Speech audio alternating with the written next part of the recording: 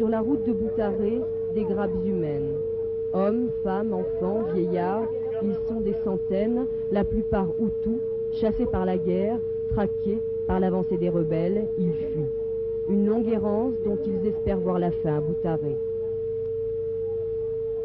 Cela fait 2 mois que nous sommes sur la route, explique cette femme. Nous avons dû abandonner des enfants, nous allons on ne sait pas où, nous avons faim, nous avons froid. Cet homme nous demande de l'aide, il n'a pas mangé depuis 4 jours. Lui dit ne plus avoir peur, car il sait qu'il peut mourir. Mais ils ne savent pas encore que le FPR n'est pas loin. Sur la route pourtant, les barrages se rapprochent, les villageois sont armés, ils contrôlent identité et bagages. On doit contrôler aussi les bagages pour voir s'il y a des armes. Soudain, la colline s'agite, la fuite, là encore. Sur le bord de la route, un petit groupe discute, l'angoisse du FPR. Donc ici en Basique, c'est pas loin. Vous pouvez nous dire 18 km. Oui. Qu'est-ce que les Français attendent pour nous donner des secours?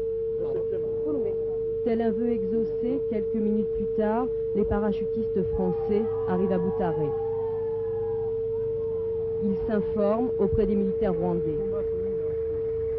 Les combats sont là. Ouais. À 6 km d'ici. À Savé. J'ai un paix. C'est trop de paix. L'armée rwandaise semble désemparée face au front qui avance.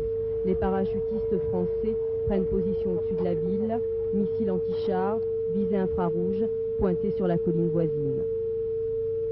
C'est quoi les détonations qu'on entend au loin? La ligne de front. Elle est à combien d'ici? Environ de l'autre côté de cette colline-là. Le point sur les forces gouvernementales. Ils semblent en mauvaise posture et seraient sur le point de se replier vers nous. Au petit matin, les parachutistes français ont quitté Boutaré. Des tirs de mortier résonnent, la ville est déserte. Les forces gouvernementales prennent position. Sur la route, les milices montent au front. Eux attendent aux portes de la ville, là où sont bientôt ceux qu'ils ont fui.